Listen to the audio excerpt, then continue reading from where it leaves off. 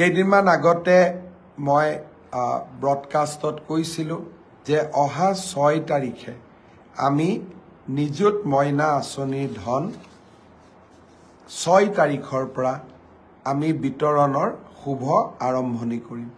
মই আজি পুনৰ দোহাৰিছো যে অহা 6 তাৰিখে প্ৰত্যেকটো বিধানসভা সমষ্টিত অনুষ্ঠিত হ'বলগীয়া এখন সুন্দৰ সভাৰ মাজেৰে আমি নিযুত মইনা আঁচনিৰ শুভা আৰম্ভণি কৰিম।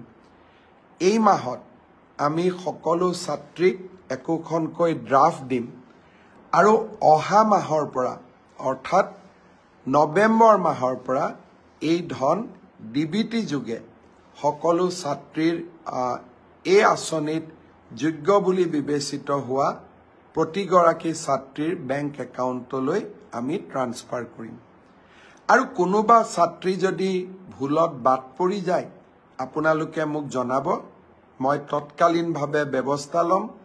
মই বিশ্বাস কৰোঁ যে উচ্চতৰ মাধ্যমিকত প্ৰথম বৰ্ষত নামভৰ্তি কৰা ছাত্ৰী, স্নাতক পৰ্যায়ত নামভৰ্তি কৰা প্ৰথম বৰ্ষৰ ছাত্ৰী আৰু বিশ্ববিদ্যালয়ত নামভৰ্তি কৰা প্ৰথম বিভাগৰ ছাত্ৰী সকলোৱে এই আঁচনিৰ হিতাধিকাৰী ৰূপে যোগ্য।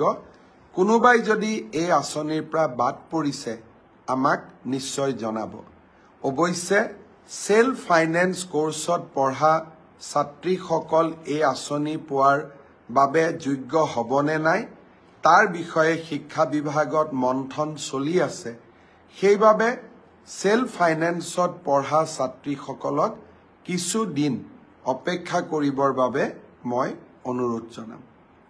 6 তাৰিখৰ পৰাই নিযুত মইনাৰ আৰম্ভণি। বহুতে কৈছিল এই আঁচনি কেতিয়াও চৰকাৰে কৰিব নোৱাৰে।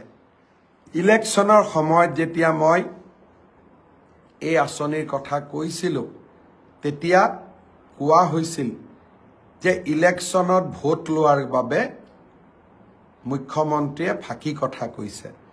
যিসকলে ভাবিছিল যে মই ফাঁকি কথা কৈছোঁ তেওঁলোককো 6 তাৰিখৰ নিযুত মইনাৰ উদ্বোধনী অনুষ্ঠানলৈ সাদৰ নিমন্ত্ৰণ জনালোঁ।